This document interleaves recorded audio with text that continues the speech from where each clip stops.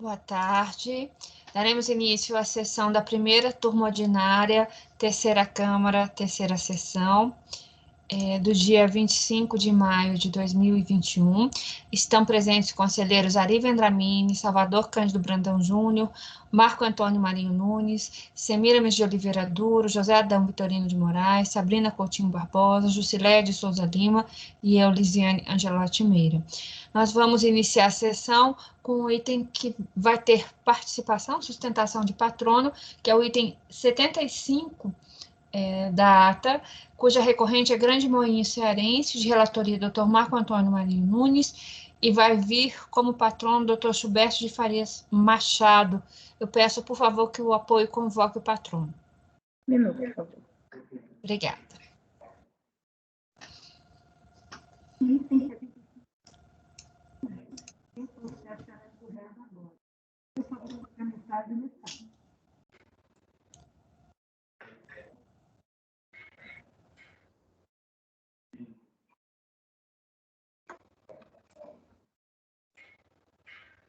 Item 75 da pauta, depois que há. Item 75 da pauta, depois que há. Seu processo é razão. Agora, em favor da mensagem no chat.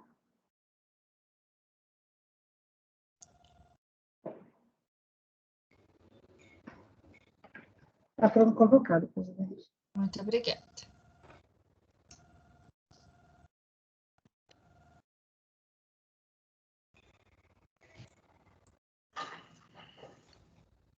Boa tarde.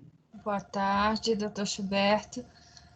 O senhor vai fazer sustentação oral no item 75, correto? Correto, excelência. Muito obrigada, Boa tarde, muito doutor. bem-vindo. Sim, obrigado, eu que agradeço.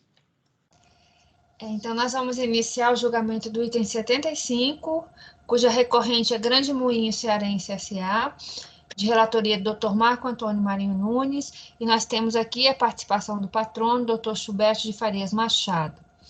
Eu passo a palavra ao relator. Muito obrigado, presidente. Boa tarde a todos, ao Dr. Gilberto Machado também. Esse processo, ele se refere a pedido de ressarcimento de PIS não cumulativo, né, do quarto trimestre de 2014, em que foi deferido parcialmente, né, o crédito pleiteado no Perdecomp com o final 2005, foi solicitado o total de R$ 637.892,65, sendo deferido R$ 464.832,75. Né? Esse total pleiteado foi compensado por meio desses Perdecomps, com final 5783, 2803 e 9081. Consequentemente, as compensações vinculadas foram homologadas até o limite do crédito reconhecido. Né? Os motivos para esse reconhecimento parcial está demonstrado no despacho decisório de número de rastreamento 12.901.7742, emitido em 2 de janeiro de 2018. Né? Apesar de ser um despacho decisório eletrônico, o fato de ser despacho decisório eletrônico não significa que não teve uma análise manual da unidade de origem. Né? A unidade de origem efetuou essa análise e tem lá, na parte lá da análise do crédito, inclusive informado isso no despacho decisório, os arquivos relacionados às informações fiscais das glosas, que está em PDF, estão em PDF, e as glosas de embalagem de transporte, que é uma delas. Né? As glosas efetuadas pelo fisco foram 3, né? Três glosas. Embalagem de transportes, fretes de transporte de produto acabado entre estabelecimentos e aproveitamento extemporâneo de créditos. Como o patrono vai efetuar a sustentação, vou deixar a parte da resignação para ele expor. Eu devolvo a palavra, senhora presidente. Muito obrigada, doutor Marco Antônio. Eu passo, então, a palavra ao patrono. O senhor tem 15 minutos, doutor Gilberto. Uma boa tarde novamente a todos. Agradeço mais uma vez a oportunidade de estar aqui, defendendo as razões de recurso do contribuinte. Excelentíssima senhora presidente desta colenda Câmara de Julgamento, excelentíssimos senhores conselheiros que a compõem. O caso já foi apreciado por esta mesma turma várias vezes. Tá? Então, nós queremos aqui iniciar a sustentação oral trazendo exatamente esses precedentes, né? Primeira turma da terceira Câmara, da terceira sessão, já julgou por diversas vezes idêntico caso concreto, no qual se discutia o direito ao crédito oriundo de embalagens para transporte e frete, que é o chamado frete interno, que é o frete pago pela empresa no deslocamento das mercadorias no seu próprio âmbito, entre uma filial e outra, e é uma outra parte do chamado crédito extemporâneo, por um único motivo, não ter sido feita a retificadora da DCTF e da DACOM. Então, qual é o fato que dá corpo a tudo isso? Se trata de um moinho de trigo situado em Fortaleza, que recebe, obviamente, o trigo, moe esse trigo, prepara a farinha e vai vender a farinha. Ocorre que farinha de trigo e a venda da farinha de trigo é feita em diversos estados do país. Ele vende essa farinha de trigo da região, final da região Nordeste, região Sudeste, até a região Norte. Vende essa farinha para Manaus, vende essa farinha para Salvador, para várias outras capitais, ele vende a farinha. Para deslocar essa farinha, ele precisa de embalagens próprias e adequadas para manter, inclusive, a rigidez da farinha de trigo e permitindo o seu consumo humano. Farinha de trigo é um produto de fácil deteriorização, então ela não pode ficar prejudicada, então tem que ter uma embalagem própria para esse deslocamento. E a embalagem que é usada. E o transporte leva essa embalagem, quer dizer, o transporte leva a farinha embalada até as unidades de venda. Nas unidades de venda, ela é colocada nas embalagens menores, que são, por sua vez, colocadas nas prateleiras dos supermercados.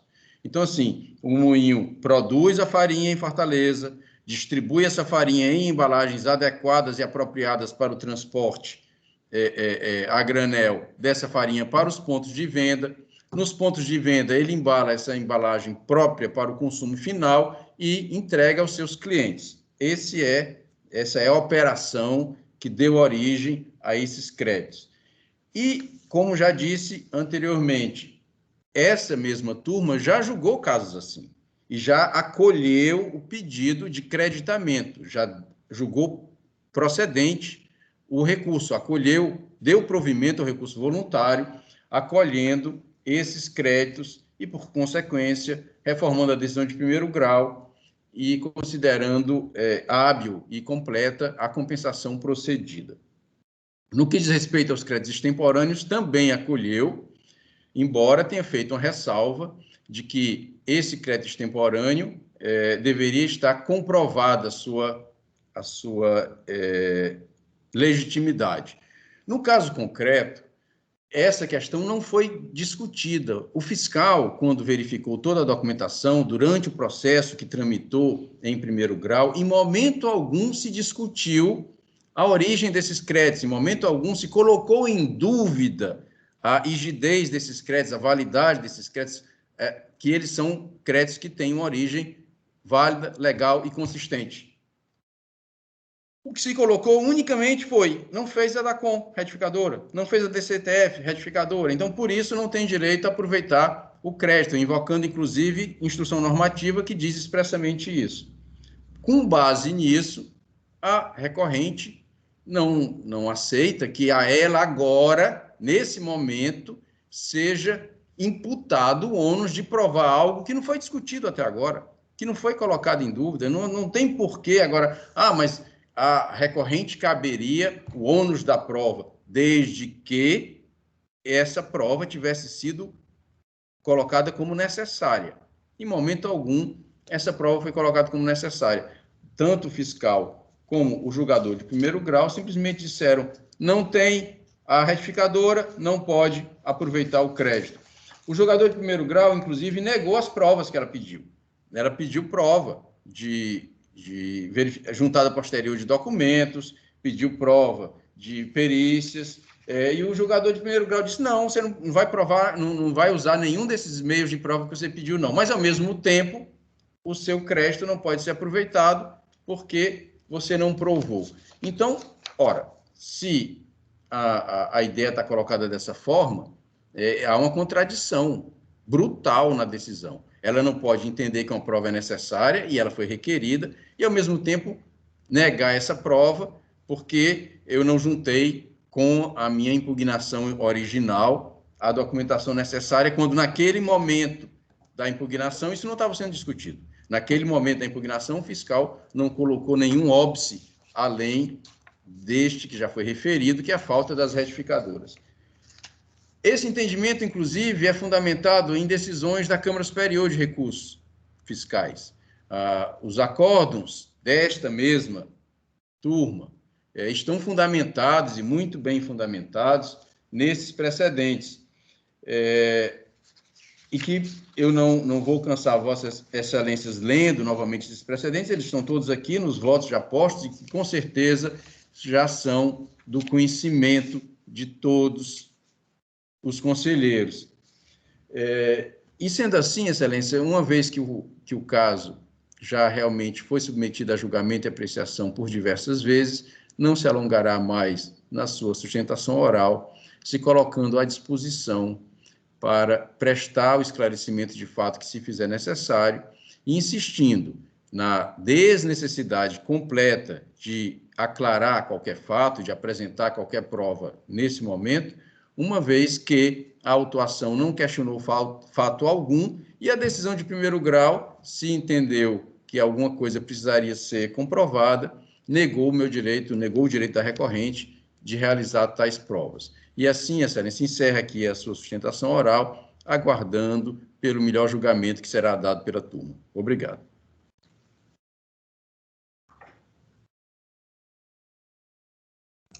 Perdão. Muito obrigada, doutor. Eu passo a palavra novamente ao relator. Obrigado. O recurso tem preliminares, então temos que enfrentá-las, né, antes de entrar nessa questão aí do mérito. A primeira diz respeito à nulidade do despacho decisório.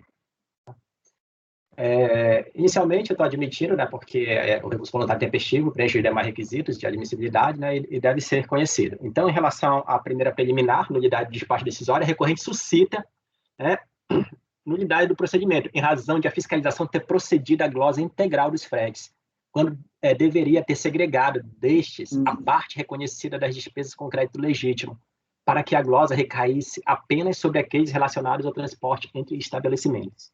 Tá? Vou analisar essa parte, então. As causas de nulidade relacionadas ao rito processual e análise são estipuladas pelo artigo 59 do PAF. Né? Estou transcrevendo aí, né? São nulos. Inciso 1, os atos e termos lavrados por pessoa incompetente. 2, os despachos, decisões proferidas por autoridade incompetente ou com preterição de direito de defesa. Quanto à decisão da unidade de origem, as hipóteses que poderiam acarretar a sua nulidade estão expostas no inciso 2, citadas, as quais, entretanto, não foram constatadas nestes autos, visto que referido deciso foi proferido por autoridade competente e sem preterição de direito de defesa. Em outras palavras, o despacho decisório destes autos foi exarado por autoridade competente, foi observado, no caso, amplamente direito de defesa, oportunizando a recorrente contestar a decisão da forma que lhe é facultada. Não foram verificadas quaisquer das hipóteses previstas para considerar nulo o despacho decisório. E, por fim, eu destaco que o procedimento do fisco em glosar integralmente o valor dos fretes contratados será analisado no tópico 3.4 a seguir, já que é uma questão de mérito, né? Assim procedente essa alegação preliminar. Quanto ao cerceamento do direito de defesa, né, aduz a recorrente que não se pode negar o direito de produção de provas, por entender que o único momento em que estas seriam admitidas é por ocasião da apresentação da defesa escrita, perante a primeira instância administrativa, né? Entre parênteses, preclusão. Da mesma forma, alega que não se pode negar um pedido de perícia técnica pelo fato de o pedido inicial vir desacompanhado de todos os dados que podem ser perfeitamente fornecidos logo após a publicação do despacho que a deferir. Além disso, sequer ela saberia naquela ocasião se o pedido seria aceito. Dessa forma, questiona como poderia ir logo indicando o perito formulando quesitos, normalmente a um pedido que sequer sabe ser aceito. Então, a minha análise. Percebe-se que a resignação da recorrente neste tópico recai sobre a decisão de piso, especificamente quanto ao pedido de produção de provas posteriores e de perícia, né, formulados na manifestação de inconformidade. Aqui, como a DRJ se manifestou em relação a esses assuntos, quanto à juntada posterior de novos documentos. Né? Eu estou partindo lá para a folha 6, né? O último parágrafo desse tópico. Nas palavras da DRJ, no que concerne à produção documental, esclareça-se que esta deve ser apresentada conjuntamente com a defesa do contribuinte, precluindo o direito de fazê-lo em outro momento processual, salvo nas hipóteses excepcionais previstas em lei, transcritas acima e não verificadas no caso vertente. Assim, indefiro o pedido para juntar a posterior de novas provas. E quanto ao pedido de perícia técnica, a DRJ se concluiu. No caso em comento, o contribuinte efetuou petição genérica para perícia técnica, sem a formulação dos quesitos referentes aos exames desejados e a apresentação do nome, endereço e da qualificação profissional do seu perito, devendo este pedido ser de plano indeferido, atendendo dessa forma o disposto da legislação que rege o PAF. Então, agora, nas minhas palavras aqui, em relação aos pedidos formulados pela recorrente, juntada posterior de novos documentos de perícia, a decisão de piso não merece quaisquer reparos, visto ter sido exarada em obediência aos preceitos legais vigentes, conforme exposto acima. Assim, por concordar com a decisão da DRJ quanto ao assunto, adote seus fundamentos como razões para decidir essa parte do recurso voluntário. Termo do artigo 50, parágrafo 1º da Lei 9784 de 99, logo improcedente as alegações deste tópico. Agora eu vou partir para o mérito, se a senhora permitir.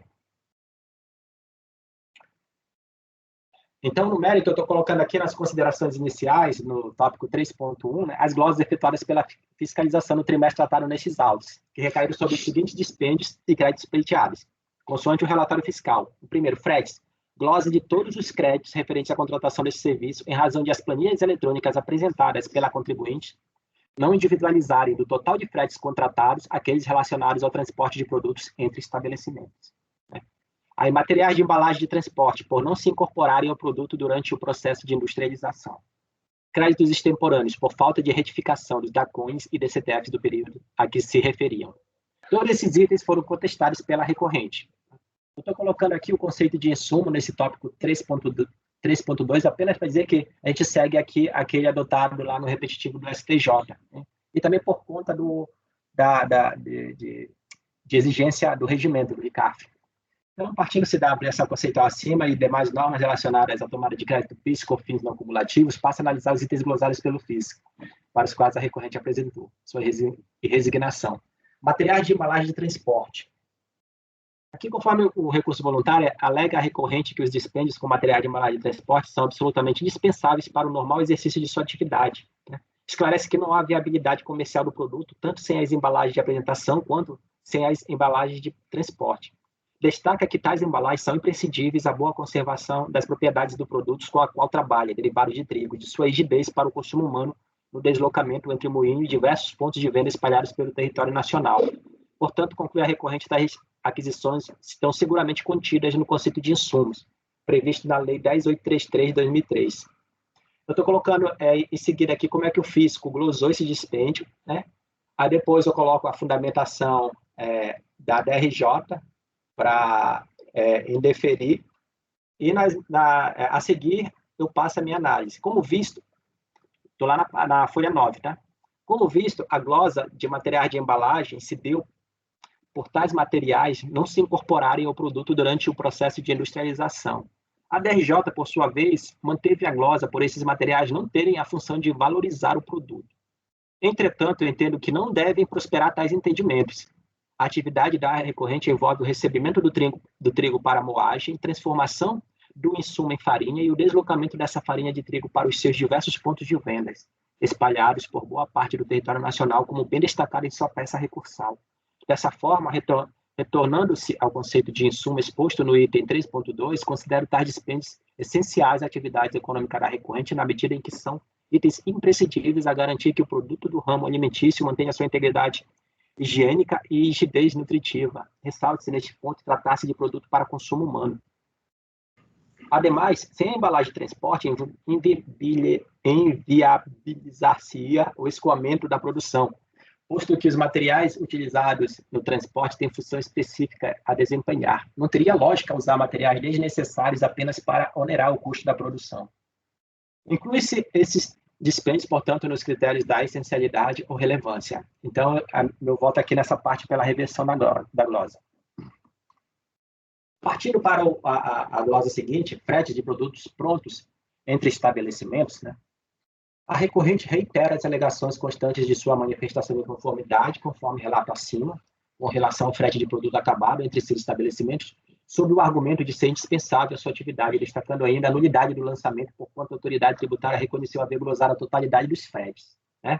Aí, como a fiscalização efetua a glosa em comenda, a parte lá do relatório fiscal que trata dessa questão, no período considerado, constatou-se que os lançamentos contábeis e as planilhas eletrônicas apresentadas pelo contribuinte não individualizaram do total de fretes contratados pela empresa aqueles relacionados ao transporte de produtos entre estabelecimentos. Tá?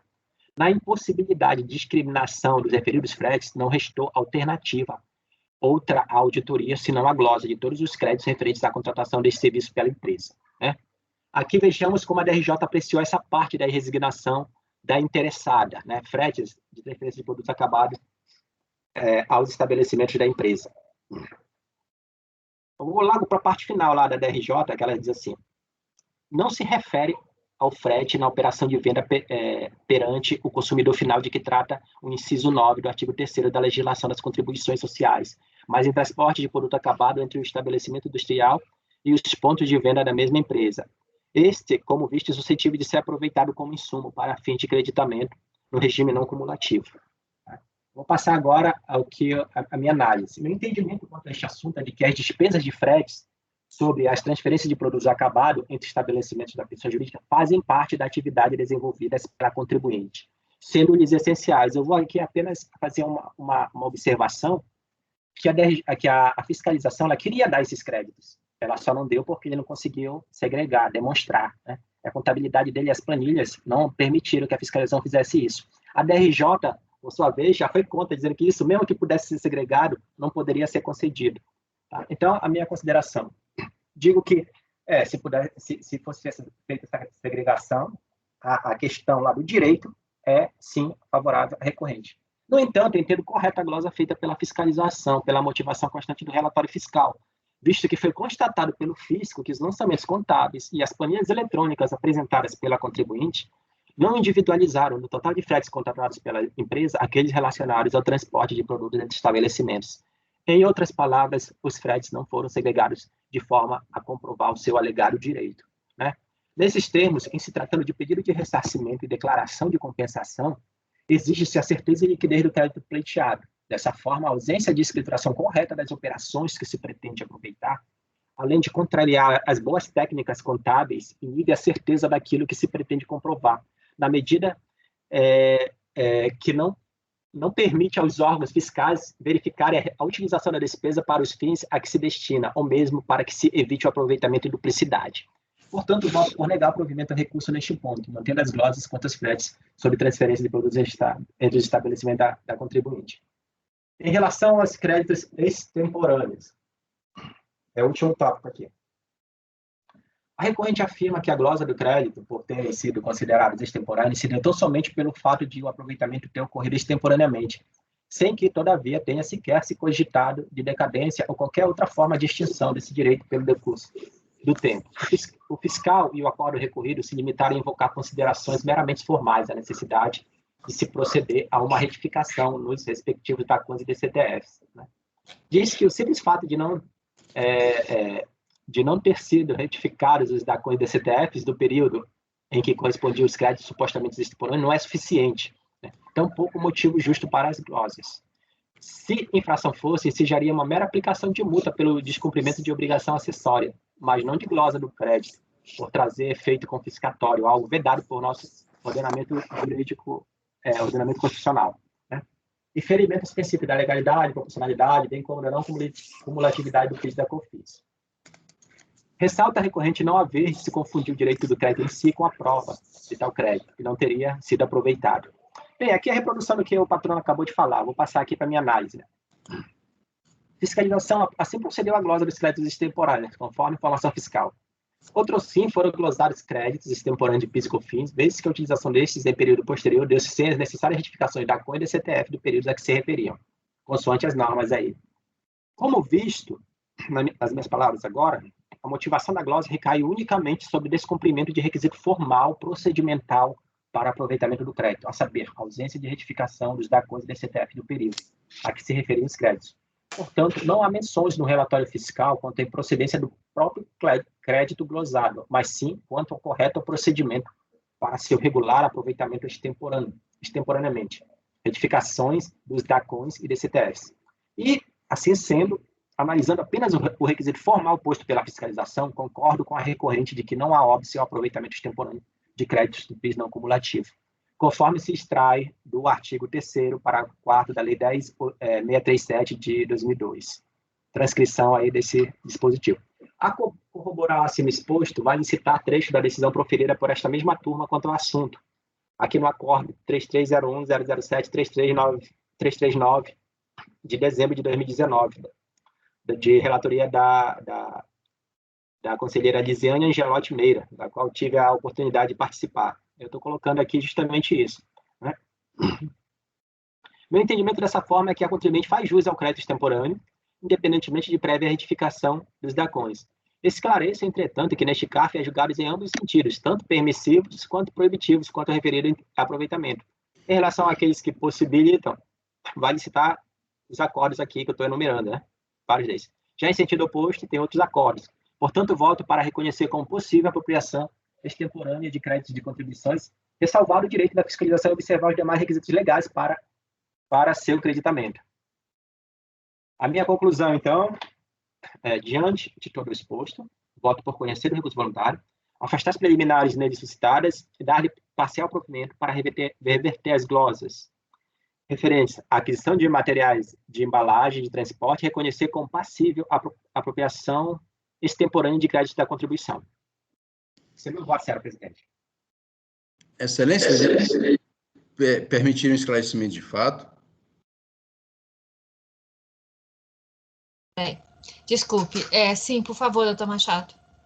Levando em conta a importância que o conselheiro relator deu à questão da segregação, a recorrente não tem outro frete. A segregação que foi pedido dela foi para separar exatamente os chamados fretes internos, exatamente porque era essa distinção que era relevante para conceder ou não o crédito.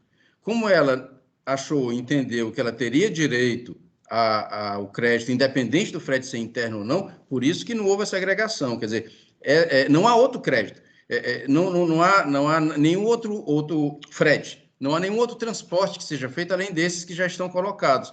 E as notas fiscais todas identificam origem e destino. Então, essa dúvida que o conselheiro relator colocou de que não havia discriminação, por isso não se sabe de que frete se trata, a data vênia, ela está prejudicada, porque só tem dois tipos de frete. Aquele frete que é quando ela paga, quando recebe o trigo, quando o trigo vem da Argentina, e o frete que ela gasta transportando a mercadoria da matriz para as filiais dela. Não tem outro frete além desses dois, excelência.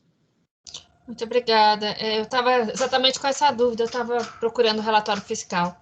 Por favor, doutor Marco Antônio. Olha, isso está sendo trazido agora aqui pelo patrono, mas não é isso que está nos autos. A fiscalização colocou justamente que a contabilidade dele não discriminava esses fretes. E foi solicitado isso durante o procedimento fiscal a comprovar e a empresa não comprovou. Então, por conta disso, o que está nos autos é outra coisa, que tinha diversos serviços contratados e a empresa não foi capaz de identificar. A fiscalização, aqui pelo relatório fiscal, estava querendo dar esse frete entre estabelecimentos. A DRJ, que lá na frente, disse que não daria porque não seria insumo e não seria também o frete lá do inciso 9. Foi isso que eu li aqui do processo. Se alguém aí leu diferente, eu peço que se manifeste. Eu estou procurando. Onde que está, Marco Antônio? Está na informação fiscal? Está sem microfone, Marco. Está na informação fiscal, mas, na verdade, o relatório fiscal ele é bem curto. O que eu coloquei aí é a parte da análise... Eu fiz uma leitura diferente da do Marco Antônio. Eu também estou com essa dúvida. A informação fiscal ela é bem pobre, ela tem uma folha. Ela tem uma folha, na verdade. O que a informação fiscal fala sobre o frete é o que está aqui no voto do Marco. E o que a DRJ fala sobre o frete também está aqui no voto do Marco. O que eu entendi do negócio de frete foi um pouco diferente do que o Marcão disse. A fiscalização ela admitia, e a DRJ também, apenas crédito sobre frete de vendas, inciso 9. E aí ele veio e falou assim, olha, você tem uma porção na sua escrita fiscal, uma porção de serviços de frete que eu não sei qual que é de venda, qual que não é. Porque os que não são de venda eu não aceito. É isso que ao final e ao cabo, está dito aqui nesse parágrafo. Ó, no período considerado, constatou-se que os lançamentos contábeis e as planilhas eletrônicas apresentadas pelo contribuinte não individualizam do total de fretes contratados, ou seja, ele identificou vários fretes. Então, do total, eu não sei qual que é o relacionado a produtos de frete de estabelecimentos, porque esse eu não dou. Esse eu não vou dar crédito. Eu daria crédito apenas para o do inciso 9. Aí veio a DRJ e falou a mesma coisa. Não se enquadra no serviço de transporte utilizado como insumo o bens destinados à venda, uma vez que se realiza após o término do ciclo produtivo, nem como operação de venda. Peraí. O frete para transporte de... Aí ele vem aqui e fala no final. Ó.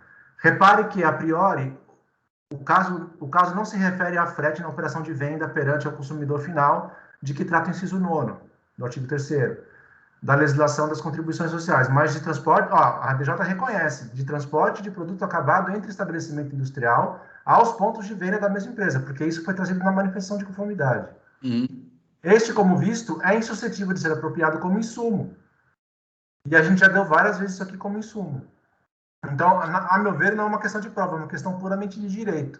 O fiscal viu que tinha diversos fretes e ele só daria do inciso 9º. Como não estava segregado, ele glosou tudo. Glosou tudo. Foi o que eu entendi agora também. A DRJ fez a mesma coisa. Foi o que eu entendi, Marcão. Eu entendi que lá tinha vários fretes, não dá para saber qual é que a fiscalização poderia dar ou não dar. Ela pediu essa segregação e a recorrente teve a oportunidade de apresentar essa segregação e não apresentou. Se ela tivesse apresentado essa segregação, aqui a gente visualizaria. Mas a segregação que não seria era frete de estabelecimentos e frete de venda, era essa segregação. Porque não há dúvida que é frete. Onde é que está dizendo isso aqui, que seria só frete de venda? A fiscalização não falou isso, ela disse que tem vários serviços aqui. A fiscalização não disse nada. A fiscalização não disse nada. A gente não pode levar em consideração a fiscalização, porque ela falou assim, ó. Ela falou o seguinte: de todos os fretes contratados, ela está falando de todos os fretes contratados, não está falando de outros serviços, não. Do total de frete contratado pela empresa, que está na contabilidade, eu não sei qual que é de frete entre estabelecimentos. É isso que ela disse. Só. Acabou o relatório fiscal. Na impossibilidade de discriminação dos referidos fretes, não restou alternativa à auditoria, estão a glosa de todos os créditos referentes à contratação desse serviço. Então, ela queria glosar os internos, ela não sabia qual era, ela glosou tudo. É isso mesmo, foi o que eu entendi também. Ele está glosando o frete, não há dúvida de que é frete. Eu estou percebendo que vocês estão sempre limitando aí a essa constatação fiscal a essa parte aí de frete de insumos e frete de produtos acabados, né? A fiscalização, ela não colocou isso, né? Mas vocês estão inferindo que se trata apenas dessas duas coisas. Né? Você também está inferindo, Marcão, porque o relatório fiscal são só esses dois parágrafos. Pois é. E pode ser que tenha frete de outra coisa lá também. Dos fretes, né? Fala fretes. Pode ser alguma coisa que não tem a ver com o processo produtivo, não sei. Ela colocou lá, aproveitou, e a fiscalização queria essa discriminação, coisa que a empresa não... Se a empresa trouxesse essa discriminação, para mim ficaria claro, né? Aqui, só de insumo, só de produto acabado, de outras coisas, frete de qualquer outro tipo de assunto aí, mas não trouxe. Eu vou manter meu voto nesse ponto aí vocês fiquem à vontade. Mas veja o que a DRJ disse. A DRJ disse que o frete para o transporte de farinha de trigo do estabelecimento industrial aos pontos de venda da mesma empresa não gera direito ao crédito na quantidade. Por quê? Porque não se enquadra como serviço de transporte utilizado como insumo, ou seja, um frete de compra de insumo, nem como um frete de operação de venda. Ou seja, a própria DRJ está reconhecendo... Aqui ela está dizendo com as próprias palavras de que o frete são de produtos acabados entre estabelecimento. E aí depois ela vem embaixo. Ela fala, e por que ele está negando o crédito? A DRJ. Porque não se enquadra como serviço de transporte de insumo, porque se fosse ela dava, e porque não se enquadra como frete de operação de venda, porque se fosse ela dava. Aí ele vem e fala assim, repare que o caso não se refere a frete de operação de venda, mas sim de transporte de produto acabado. A DRJ está falando, entre estabelecimento aos pontos de venda da mesma empresa. Então, acho que, assim, não tem muito o que ter dúvida, a meu ver. Eu continuo com a dúvida e eu vou manter meu voto dessa forma. Se houvesse essa discriminação, A gente não ficaria aqui nessa discussão se porque eu sei seria, o que não seria. Você dá crédito para isso também. A gente dá, eu estou falando aqui, meu entendimento com a atenção de que as despesas do frete a gente dá. Agora, a questão é que, contabilmente, ele não separou. Se ele separasse para demonstrar isso, tivesse mapa de apuração, né, mostrasse para fiscalização, e pronto, a fiscalização, aí glosaria, conforme você está aí falando, glosaria isso, e aqui a gente reverteria. Então, é que essa não foi a premissa. A premissa da fiscalização foi transporte interno não tem crédito. E eu queria saber, desse universo de frete que você tem, qual que é de venda, qual que é de insumo e qual que é de transporte interno. Como não está separado, eu vou glosar tudo. Foi desses 2 parágrafos da relatório fiscal que é o que dá para interpretar. Eu entendi a mesma coisa.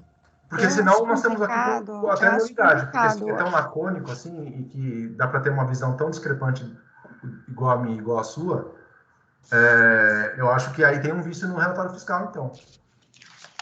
Eu acho que essa premissa estaria corretíssima se ela não tivesse sido intimada para apresentar a segregação. Por quê? Porque se ela tivesse feito a segregação, talvez surgisse outros fretes além desses 3 básicos que a gente conhece, né? E a gente também precisa analisar se tinha algum outro frete fora do processo produtivo. Então, eu acho que essa premissa valeria caso ela não tivesse sido intimada a segregar, entende? Ou tivesse já segregado, mas como ela foi intimada e não fez, eu acho complicado a gente entender que ali teria só esses 2 tipos, porque no mínimo teria 3 tipos, concorda? No mínimo 3 tipos de frete para esse processo produtivo, né? Vou só procurar aqui no demonstrativo, então, da então para ver se tem algum detalhe. A questão é essa, eu não acho que houve falha no despacho decisório ou no relatório fiscal por causa disso, porque não dá para a gente cobrar um detalhamento maior da fiscalização se na origem, para ele ter detalhado o que ele entende ou não, ele precisava dessa segregação, entende? E a segregação, como foi exigida desde o início, e foi controvertido esse aspecto, poderia já ter sido trazida pela recorrente até em recurso, não é mesmo? Depois do recurso. Então, é isso que eu acho complicado, a gente tirar a impressão primeiro do relator de que poderia ter alguma coisa ali a mais, entende? Aí eu concordo mas não com o Marco, foi por isso que foi tá glosado, eu acho que a gente está inferindo mesmo que poderia ter ali ou não. A grande questão é a falta de cumprimento de intimação num processo de ressarcimento. Excelência, mais um esclarecimento de fato, por favor. Sim, por favor. Essa turma já julgou mais de 10 processos absolutamente idênticos a este. Em todos os 10, a segregação foi pedida apenas para separar crédito de operações de compra e de venda e créditos de operações internas. Quer dizer, nem era o crédito quando eu compro, nem era o crédito quando eu vendo para o consumidor, mas seria o crédito operações internas, entre o moinho e os pontos de venda. Essa segregação foi realmente pedida. Essa segregação não foi feita, mas essa segregação é a mesma de sempre. Não há um quarto crédito, não há um quarto frete, não há uma outra dúvida. Todos os fretes teriam a mesma natureza. Por isso que a recorrente não se preocupou em separá-los. A questão, como colocada pelo conselheiro Salvador, ela entendeu que era uma questão de direito. Então, ela não se preocupou com esse fato e nem acha justo que esse seja colocado depois de julgamento de, se eu somar os processos dessa turma com o da segunda, chegam perto de 20 casos e é a primeira vez que está sendo colocada essa dúvida. Então, o princípio da não surpresa processual se aplicaria aqui, quer dizer, a primeira vez que se coloca essa dúvida em 20 julgamentos, tanto nessa turma como na outra. Somente, Excelência. Obrigada, doutor. Não, eu sigo na linha do Salvador, porque a DRJ também se pautou na questão do tipo de frete. Ela falou, olha, esse frete eu entendo que não é insumo, como ele não separou, então vou manter a glosa em tudo. Ninguém discutiu um terceiro tipo. Nós estamos analisando o recurso da DRJ. A DRJ expressamente disse que era frete interno entre estabelecimentos de produto acabado. E se ele não apresentou, do meu ponto de vista, é porque ele entendeu que era uma discussão de direito, que não caberia essa separação, porque seria tudo insumo. Eu só estou procurando as planilhas aqui, porque na planilha tem bastante coisa de... do fiscal, né? A do fiscal, tá? Muita coisa de embalagem, ainda não cheguei nos fretes. Não tem demonstrativo do frete, não, Salvador. Não tem? Não tem. Sem só da embalagem. Justamente porque ele não apresentou a segregação. Aí não então, tem. Mas o fiscal se você disse... der uma olhada lá no despacho decisório, logo depois disso tudo aí, os arquivos anexos são a informação fiscal e mais esse demonstrativo de glosa das embalagens de transporte, lá na página 80, se você for dar uma olhada. Salvador, Então, você não quer pedir vista para dar uma olhada com calma, Salvador? Não, eu tô convicto do que é da impressão que eu tirei do relatório fiscal. O fiscal ele disse que era tudo frete. E ele disse a DRJ também. E a DRJ disse... A DRJ foi mais específica ainda, ela disse que era frete interno. É que talvez a análise da nota fiscal fosse servir para respaldar quem tem dúvida. Porque a contabilidade, o fiscal analisou, só que não está aqui nos autos. O fiscal disse que analisou a contabilidade. E o demonstrativo. Existe algum demonstrativo em algum lugar que também não está aqui nos autos. Porque, lendo aqui o parágrafo deixa eu ir no voto do Marco, que é mais fácil de pegar. Constatou-se que os lançamentos contábeis e as planilhas eletrônicas apresentadas pela contribuinte não individualizaram, ou seja, existe uma planilha também. Do total de frete contratado pela empresa, aqueles relacionados ao transporte de produto entre estabelecimentos. Talvez pudesse ter essa planilha, a unidade de origem juntar essa contabilidade que ele analisou, essas planilhas que ele analisou, para a gente ver, mas pelo que eu entendi, a DRJ confirmou. Ela disse que os fretes são de transporte de produto acabado entre estabelecimentos.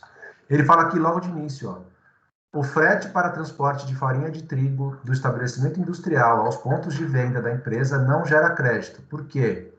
Porque não se enquadra como serviço de transporte de insumo. B, não se enquadra como frete de operação de venda. Aí ele diz ao final, o frete aqui em discussão é frete de produto acabado entre estabelecimento industrial aos seus pontos de venda da mesma empresa.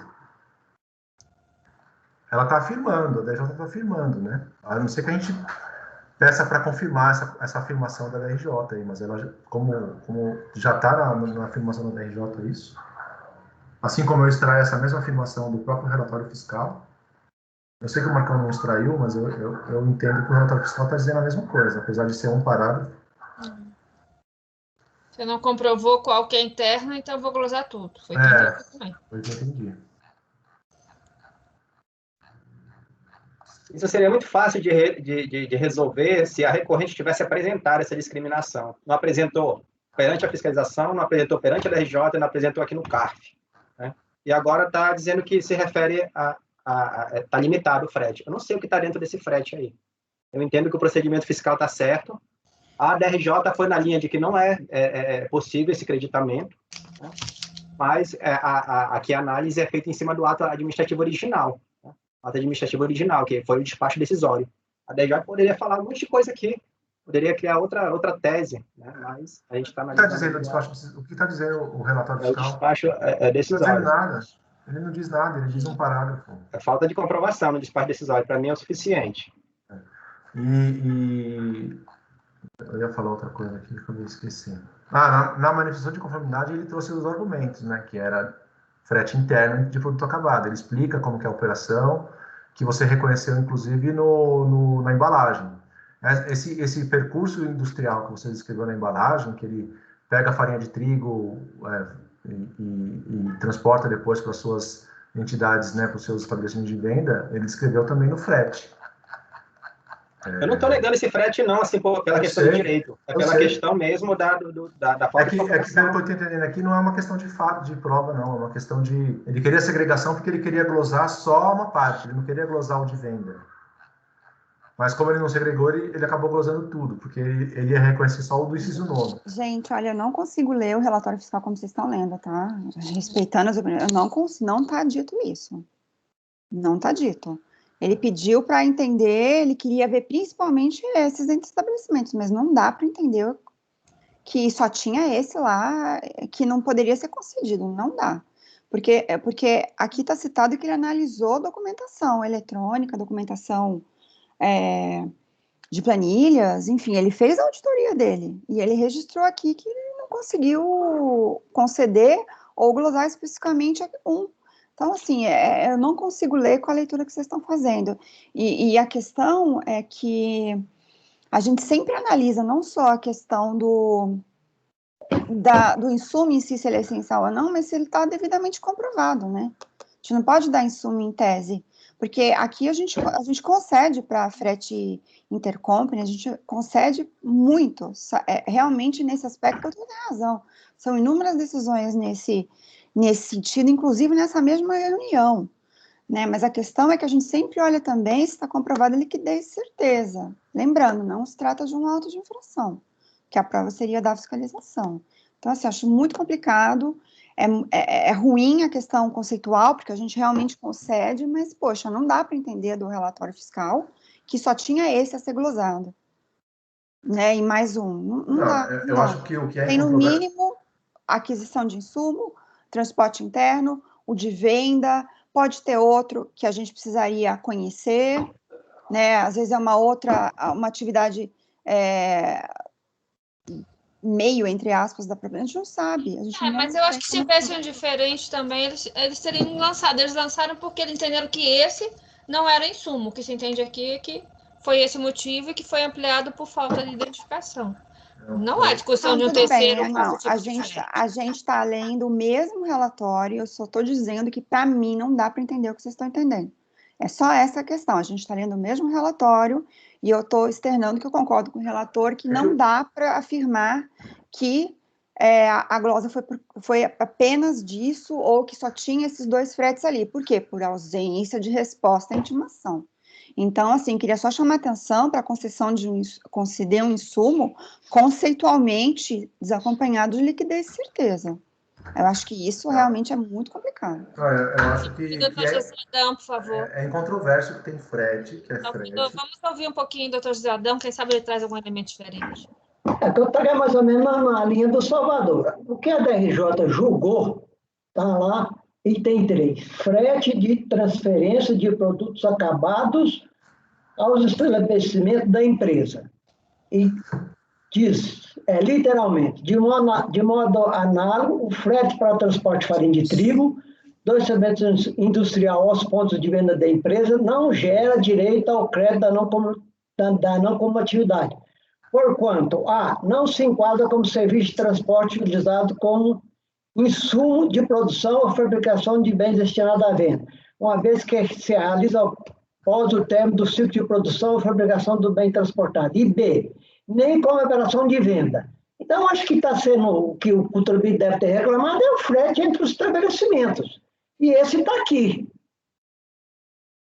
Então, quem concorda, dá provimento, quem discorda, nega provimento. Mas acho que o litígio é esse, é o frete entre os estabelecimentos, que está na decisão da DRJ, e tem 3 da decisão dela.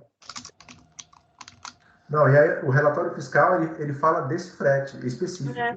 Eu quero saber esse frete, e esse frete não está segregado. Então, por que ele glosou tudo? Porque esse frete ele não dá.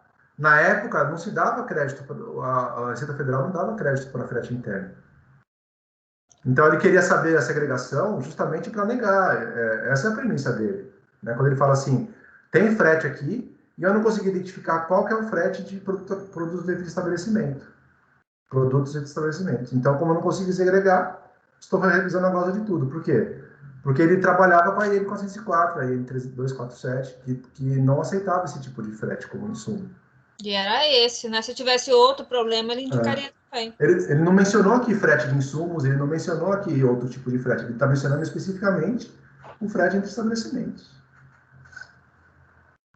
E a DRJ foi mais clara ainda, né? Como leu agora o usador.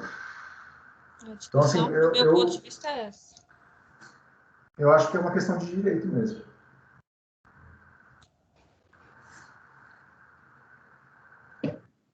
Vamos votar, então? Vamos. Eu acho que já deu para a gente entender bem o problema. Marco Antônio, você pode só repetir sua conclusão, por favor? Diante de todo exposto, voto por conhecer do recurso voluntário, afastar as preliminares nele suscitadas e dar-lhe parcial provimento para reverter a glosa referente à aquisição de materiais de embalagem e transporte e reconhecer como possível a apropriação extemporânea de crédito da contribuição. Muito obrigada. Doutor Ari? Eu eu estou ouvindo as duas partes e eu também não consegui enxergar.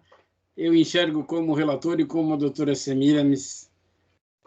Então, eu voto com o relator. Muito obrigada. Doutor Salvador?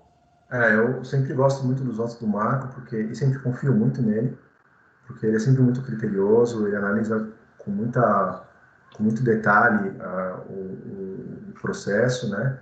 Então, quando ele dá um voto nesse sentido, a gente tem que ter o 100% de voto de confiança no que o Marco está relatando, mas eu, lendo aqui esses pontos, eu acho que não é uma questão de prova, não, é uma questão de direito mesmo. É só uma controvérsia em relação ao frete entre estabelecimentos. Então, eu acompanho em relação ao material de embalagem, acompanho em relação ao DACOM, né, no crédito temporâneo, mas eu vou divergir nessa questão do frete, para dar provimento.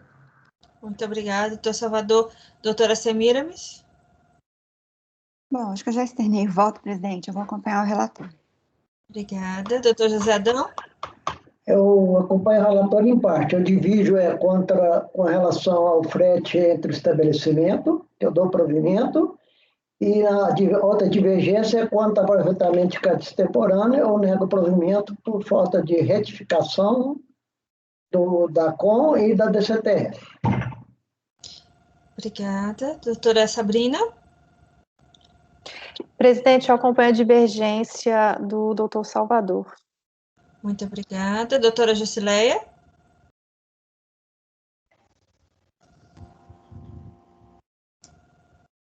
Sem microfone.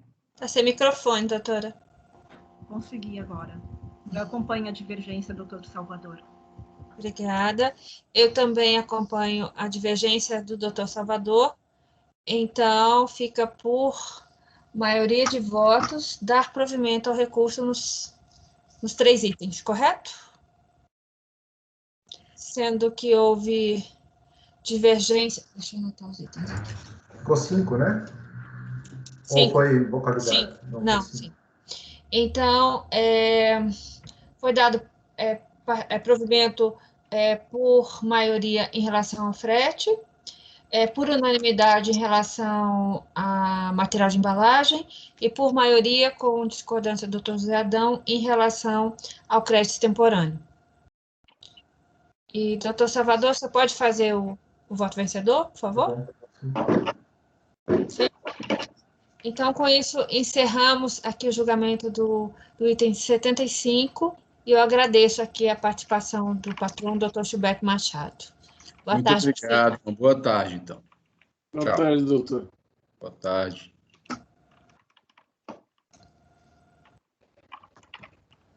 Vamos em frente. Agora voltamos um pouquinho no tempo. Acabaram as sustentações e nós vamos... Eu acho que era o 20 alguma coisa do Ari, que tinha ficado. 21, Ari, pode ser? Seguindo a ordem. Pode, está lá na pasta, pode. Então, nós passamos agora ao julgamento do item 21, cuja recorrente é Cíntia Importação e Exportação Limitada, de relatoria do doutor Ari.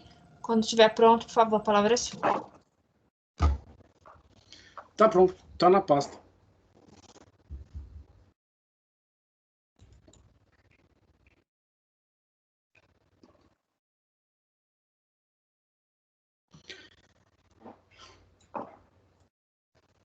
Deixa eu me lembrar um pouco esse caso. Eu tinha apontado para o mês passado, já tinha feito um bom tempo. A coisa assim, a empresa entrou com uma ação ordinária de inexistência de relação jurídica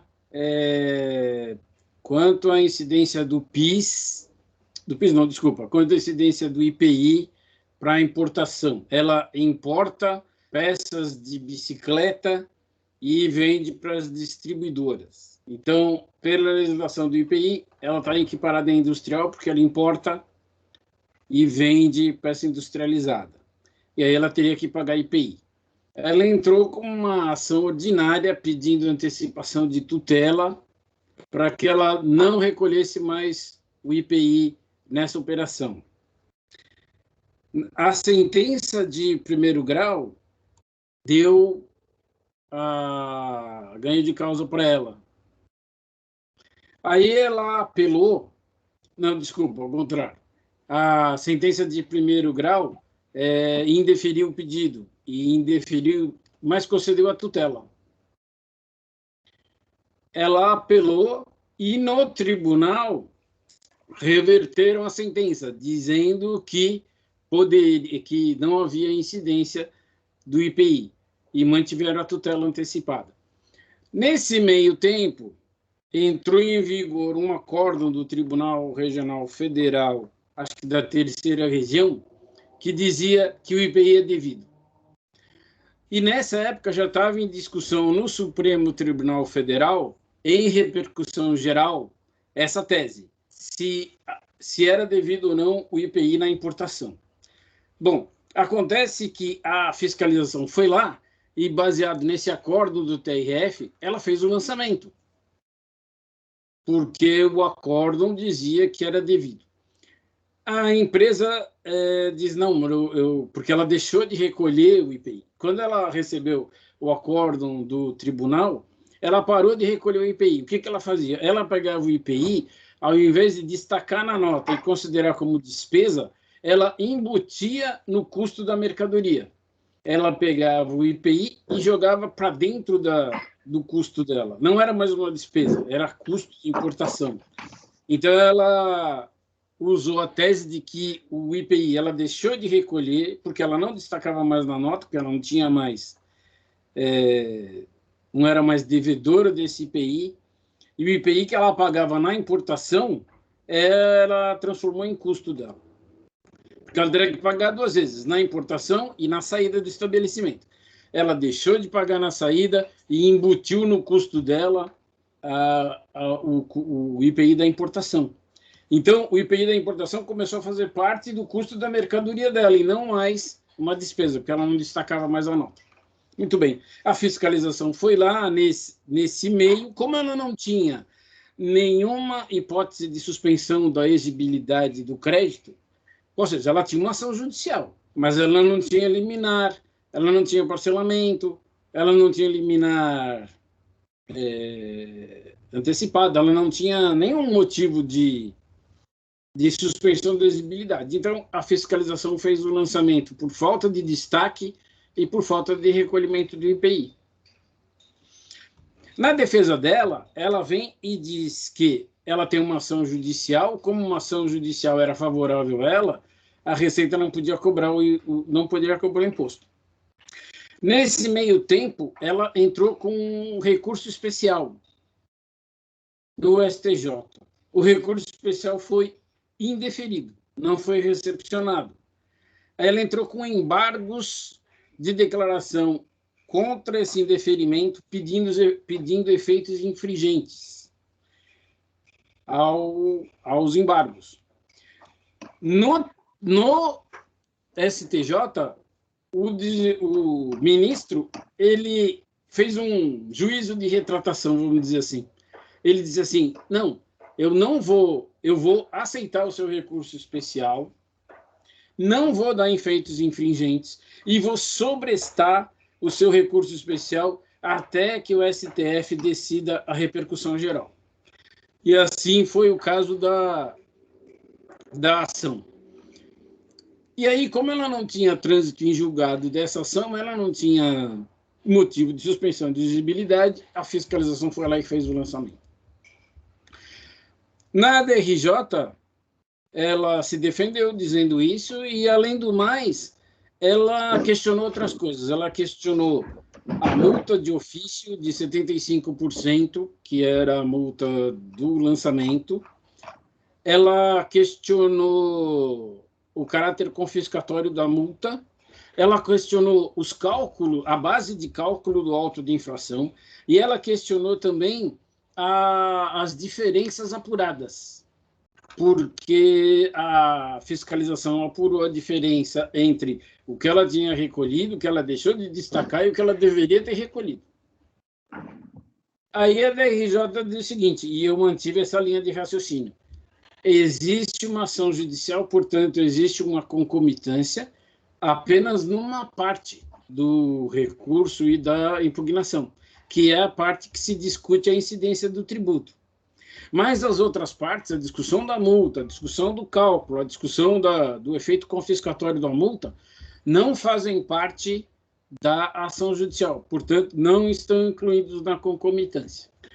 Por conta disso, e usando esse mesmo raciocínio que eu concordei com a DRJ, eu reconheci em parte do recurso, considerando que essa parte da incidência do tributo é concomitante com a ação judicial. E essa decisão o STF já tomou, mas muito tempo depois.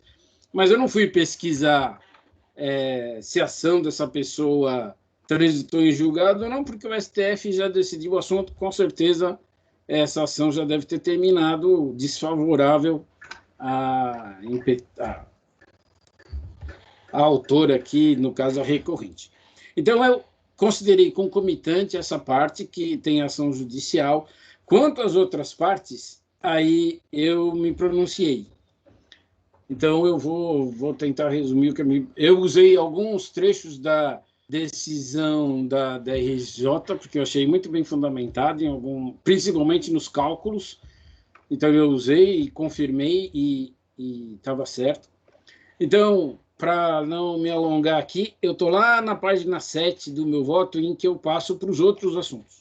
Primeiro, ela disse que existia uma nulidade de auto de infração por ter considerado a eficácia da ação, por não ter considerado a eficácia da ação judicial interposta, uma vez que a decisão do mérito estaria sobrestada, está errado aqui, sobrestada, aguardando a decisão final do Supremo Tribunal Federal em sede de repercussão geral. Eu disse que ela não tem razão, o auto não é nulo, porque ela não tinha nenhum motivo de suspensão de exigibilidade e não tinha trânsito em julgado de nenhuma ação. Então, realmente ela tinha uma ação judicial, mas não estava suspensa a exigibilidade, ela não tinha nada que protegesse a exigibilidade do tributo, portanto, a fiscalização foi correta em lançar o tributo, rejeito essa preliminar de nulidade. Aí já estamos na página 9, que é o valor tributável.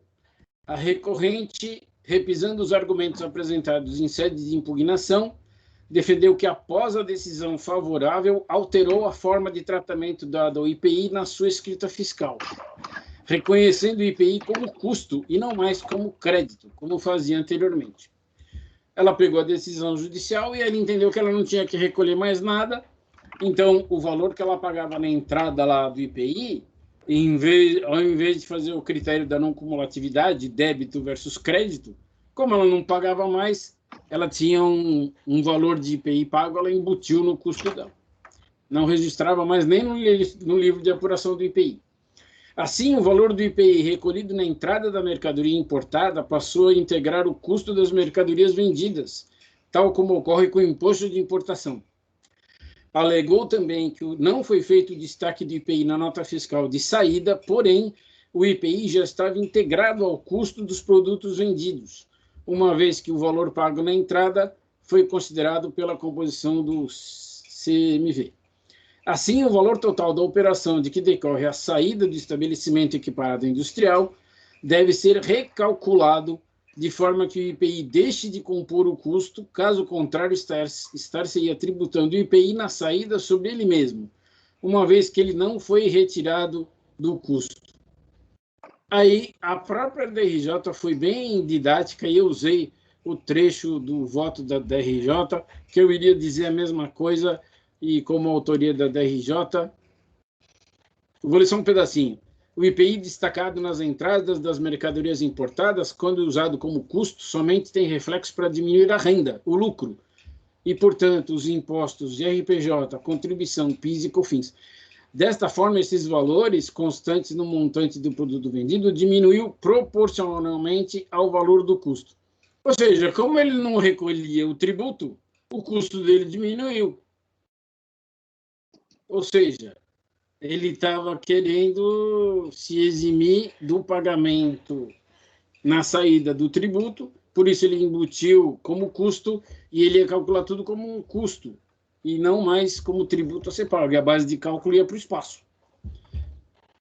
E aí, baseado no valor tributável do IPI, que é o valor total da operação de que decorrer a saída do estabelecimento equiparado industrial, que está lá no artigo 190, inciso 1, diz assim: salvo disposição em contrário deste regulamento, constitui valor tributável dos produtos de procedência estrangeira o valor total da operação de que decorrer a saída do estabelecimento equiparado industrial.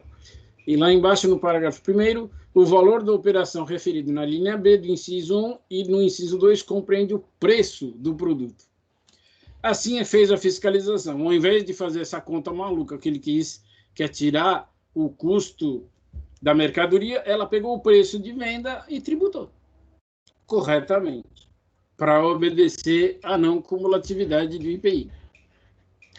Quanto, na página 11, quanto à multa, o não destaque no recolhimento, a impugnante, nesse caso, a recorrente. Eu peguei impugnante porque eu fiquei lendo lá tanto o acórdão, a decisão da DRJ, que eu coloquei impugnante. Alegou que a decisão judicial favorável e decisão se cumpra, é o que ele disse, que autorizou que ela deixasse de recolher o tributo na sede de produtos importados, não permitiria a ela outra forma de proceder. Ou seja, como ela tem uma sentença favorável a ela, ela falou, bom, o juiz decidiu, eu não recolho mais. Entretanto, lá no item 28, a não ter nem destacado nem recolhido, se sujeitou a duas consequências. A cobrança do tributo pelo valor superior ao que teria em uma operação normal, conforme item anterior, e a multa de 75% do valor do lançamento não efetuado, porque ele embutiu no custo. Então ele vai recolher um valor maior, porque ele vai recolher o preço. Como ele embutiu no custo da mercadoria o IPI, ele embutiu no preço dele, então ele vendia por um preço maior. E é sobre esse preço que a fiscalização vai cobrar, ou seja, ele vai pagar um valor maior do que pagaria se ele tivesse feito a coisa correta. E, é claro, com multa de 75%, porque é lançamento de ofício. Aí eu disse o seguinte: a recorrente tinha à sua disposição várias maneiras de promover a suspensão da exigibilidade. Depósito judicial do montante integral, concessão de medida liminar ou de tutela antecipada na ação ordinária, ou impetrar mandado de segurança objetivando o não pagamento do imposto com concessão de liminar. No entanto, no caso só liminar, mas a sentença já teria poder de mando e a contribuinte não teria que esperar o trânsito em julgado para deixar de pagar imposto. Mas ela não tinha nenhum desses protetivos contra a exigibilidade do tributo dela. Portanto, nessas hipóteses, a recorrente estaria resguardada do lançamento da multa de ofício de juros. A penalidade imposta decorre de lei e o fato apurado se subsume à tipificação nela disposta. A multa, nos casos descritos acima, não seria cobrada, mesmo que houvesse lançamento para a prevenção de decadência. É o que dispõe o artigo 63 da Lei 9.430. E também a súmula 17 do CARF diz a mesma coisa, que é o caso. Se ele tiver, se a fiscalização tivesse feito o lançamento com prevenção de decadência, porque tinha uma liminar ou algum motivo de proteção do crédito, aí a própria lei e a súmula do CARF reforça, não haveria cobrança de multa de ofício. Mas não é o caso dele, porque ele não tinha nada que protegesse o crédito tributário. Então, a multa de ofício é devida. No item 38, a inexigibilidade da multa moratória, natureza confiscatória. A recorrente alega efeito confiscatório, e aí eu aplico a súmula 2, porque está se questionando a legalidade, constitucionalidade do texto legal, e não é competência desse CARF discutir isso. Por os dois últimos, eu me pautei e repliquei praticamente a análise da DRJ, que é a base de cálculo da multa. A recorrente alega que a autoridade fiscal interpretou a norma de forma mais benéfica para ela, a autoridade, aplicando a penalidade, ora sobre o valor não lançado, ora sobre o valor não recolhido. E quando o legislador optou por utilizar a conjunção ou sua intenção não foi autorizar ao fisco que escolhesse livremente sobre qual base aplicaria a penalidade. Ela está questionando a base de cálculo da multa. Aí eu estou dizendo que a multa aplicada foi capitulada no artigo 80 da Lei 4.502, que a falta de lançamento do valor total ou parcial do imposto sobre IPI na respectiva nota fiscal ou a falta de recolhimento do imposto sujeitará o contribuinte à multa de ofício de 75% do valor do imposto que deixou de ser lançado. Trata a infração de falta de lançamento de IPI nas notas fiscais de saída de produtos importados pelo estabelecimento. A multa incide sobre o total das notas fiscais. E a DRJ faz uma explicação mais detalhada, didática sobre isso, mas a conclusão é a mesma. A multa está prevista em regulamento e a multa é devida. Por último, as diferenças no auto de infração. Aí sim, eu repliquei 95% que a DRJ explicou. A recorrente defende que os demonstrativos de cálculo constantes do auto de infração apresentam inconsistências e diferenças de valores, alegando que, comparando as saídas sem lançamento, um demonstrativo e as bases de cálculo do IPI em outra planilha relativa ao mesmo período, aí tem essas diferenças aí, R$ 4,00, outra diferença de R$ 111,00. E aí a DRJ faz aqui uma explicação bem interessante, tem uma planilha aqui, e eu acompanhei a explicação, fui na planilha, exatamente o que eles falaram, por isso eu me senti à vontade de replicar o ensinamento da DRJ. Eu iria dizer exatamente a mesma coisa. Quanto ao valor tributado, qualquer dúvida pode ser dirimida pelo anexo do termo de verificação. Na planilha, o contribuinte pode verificar por data e por nota fiscal o alíquota e o valor do tributo lançado. A diferença de 111 é maior entre o valor tal calculado pelo fisco e o valor tido como base de cálculo na planilha do contribuinte pode ser explicada porque nesta planilha do contribuinte, equivocadamente deixou-se de constar algumas notas fiscais. Se verificarmos a planilha do IPI não lançado, feita pelo contribuinte, são exatamente os 9 primeiros lançamentos da planilha. Mesmo que houvesse qualquer equívoco nos lançamentos destas planilhas pelo fisco, este não teria causado cerceamento de defesa. Então, está explicada aí a diferença, e aí depois ele explica a diferença de 4,26, que também é uma diferença lá. Quanto à diferença menor de 4,26 do valor total dos débitos do IPI, este pode ser explicado pela aproximação decimal das somas dos valores diversos envolvidos. Aí, lá no final do voto, vou terminando. Como bem demonstrado pela ilustre julgadora da RJ, não ocorreram os alegados erros matemáticos e inconsistências. Por isso, não é provimento. Minha conclusão, por todo exposto, conheço em parte o recurso voluntário, na parte conhecida, rejeito a preliminar suscitada e nego o provimento ao recurso. Quanto aos efeitos da concomitância, cabe à delegacia verificar a ação judicial e tomar as providências cabíveis. É o meu voto, presidente.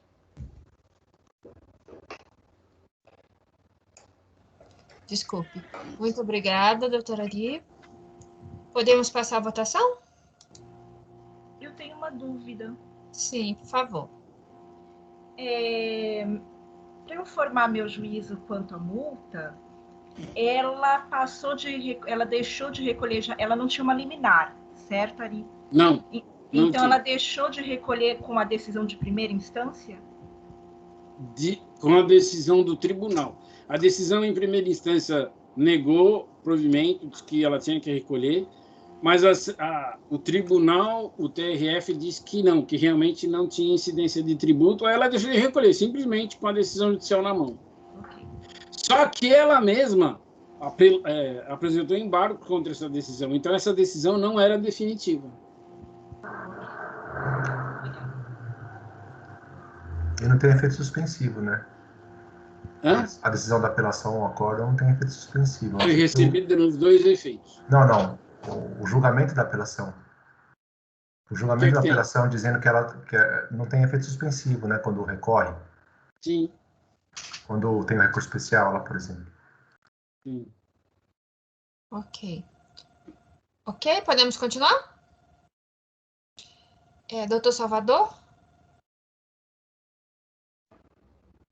Acompanho. Obrigada. Doutor Marco Antônio? Também acompanho. Obrigada. Doutora Semiramis? Acompanho também, presidente. Obrigada. Doutor José Adão?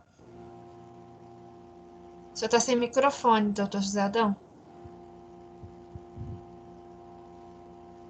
Desculpe, com o relator. Muito obrigada. Doutora Sabrina? Acompanho. Obrigada. Doutora Jusileia? Com o relator. Obrigada. Eu também acompanho o relator. Então, a decisão é por unanimidade de votos, conhecer em parte e na parte conhecida, rejeitar preliminar e negar provimento. Com isso, concluímos o julgamento do item 21 e passamos ao item 35, também do doutor Ari. É isso, doutor Ari? 35? Uhum. O 22 foi retirado. Sim, é meu. É verdade. O 22 foi ontem. Já foi jogado na pasta lá. Foi julgado já, 22? Foi. Aí nós passamos ao 35, então. Posso anunciar, doutora Adi? Pode. Então, passamos ao julgamento do item 35 da pauta, cujo recorrente é o município Angra dos Reis, de relatoria da doutora Adi. Doutora Adi, por favor. Nesse caso aqui, houve um auto de infração contra a Prefeitura de Angra dos Reis por insuficiência do requerimento ao PASEP. Conforme aqui no relatório tem o termo de constatação fiscal. Ela deixou de incluir receitas, aquela história das receitas correntes, se o Fundeb faz parte ou não faz, tem uma discussão aí muito acirrada a respeito. Né? Mas a discussão aqui nesses autos não é sobre isso. Ela sofreu o auto de infração por insuficiência do regulamento. Eu reproduzi aí a base de cálculo, está na folha 4, que é no ano de 2008, e tem aí embaixo as retenções que ela fez, os recolhimentos efetuados, e aí está escrito, o crédito tributário foi constituído 3.300.000 com juros de mora e multa. Está a fundamentação legal, multa proporcional. Aí, ela entrou na DRJ, tem o relatório aqui, eu adotei, porque ela vem fazendo uma discussão toda, faz um demonstrativo do PASEP mantido, ela julgou improcedente, porque as razões que ela trouxe lá é uma discussão se o Fundeb faz parte ou não das receitas correntes, existe uma discussão jurisprudencial, e ela traz essa discussão lá na impugnação. E a DRJ disse o seguinte, voto por conhecer a impugnação e no mérito julgá-la parcialmente procedente, utilizando os valores retidos e não reconhecidos pelo autuante, os novos valores foram apurados na coluna PASEP mantido, acima que reduz o montante anual originalmente lançado de 1 milhão para 700. Como tinha algumas retenções na fonte que não foram consideradas, a DRJ diminuiu o valor de 1.600.000 para 700.000 do auto de infração. Saliente que o crédito tributário era mantido, do referido demonstrativo deverá ter os acréscimos legais, multa e juros e tudo mais.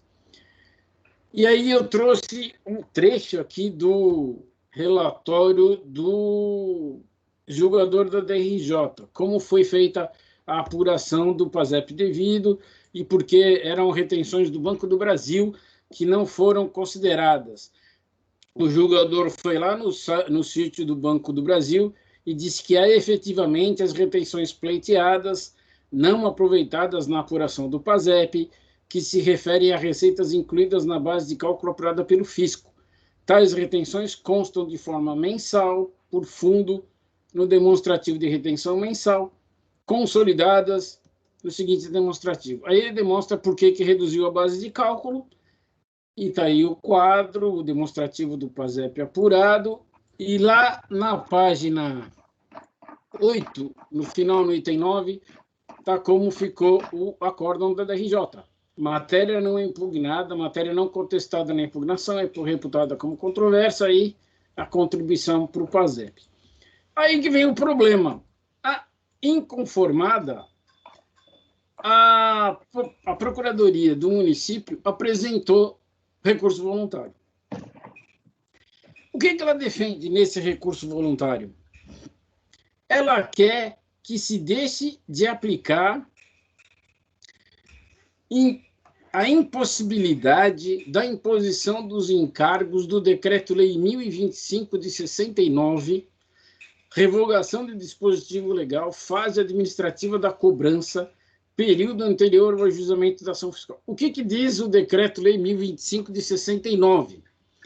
Ele tem uma discussão enorme, está até no STF, se é um encargo, se é uma taxa. Acontece o seguinte, toda vez que a Procuradoria da Fazenda Nacional vai executar uma dívida, esse decreto 1025 criou um novo encargo, uma imposição maior, num valor proporcional ao débito.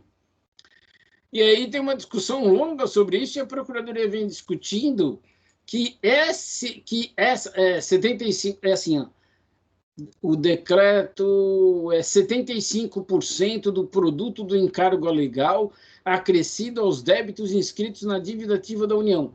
Ou seja, ela está discutindo aqui no CARF um encargo que ela está obrigada por lei a pagar na fase de execução da dívida, que quem faz é a Procuradoria. Ou seja, ela não está discutindo absolutamente o mérito do lançamento, não está discutindo fato nenhum referente ao lançamento, não está discutindo as retenções feitas pelo Banco do Brasil, não está discutindo a diminuição ou aumento do tributo, não está discutindo absolutamente nada. O que ela está querendo é que o CARF reconheça que essa imposição legal não deve ser paga por ela. Então, ela faz aqui um longo arrazoado, e eu copiei o relatório da DRJ só para concluir aqui no meu voto, lá na página 12. A recorrente, em seu escorrente bem elaborado arrazoado, traz como razões de recurso duas matérias, quais sejam da impossibilidade da imposição dos encargos do Decreto-Lei 1025 de 69, por revogação do dispositivo legal, sendo tal cobrança em fase administrativa em período anterior ao ajuizamento da execução fiscal, e dos princípios do não confisco e da proporcionalidade como fatores limitativos incidentes às multas tributárias. Doutrina e jurisprudência. Discute o princípio do não confisco da multa. Quanto à primeira matéria aventada, da impossibilidade de imposição dos encargos do decreto-lei, há que se esclarecer que tal matéria é completamente estranha a estes autos, pois os presentes autos tratam da constituição de crédito tributário. Espera um pouquinho, acho que a Lisiane não está aí, não. Ah, é? Eu acho que ela está ouvindo a gente, mas não está na sala. Não, ela tá na sala, tô escutando ela. Tô escutando ela bem baixinho, presidente. Tá sem imagem. Eu tô escutando a sua voz, eu não tô te vendo. Eu acho que o pessoal não tá nem escutando. Eu não tô escutando nada. Eu tô vendo o... Oi? Só tô vendo a inicial do nome dela. E quando ela fala, ele brilha, Mas eu não ouço nada. Ela saiu.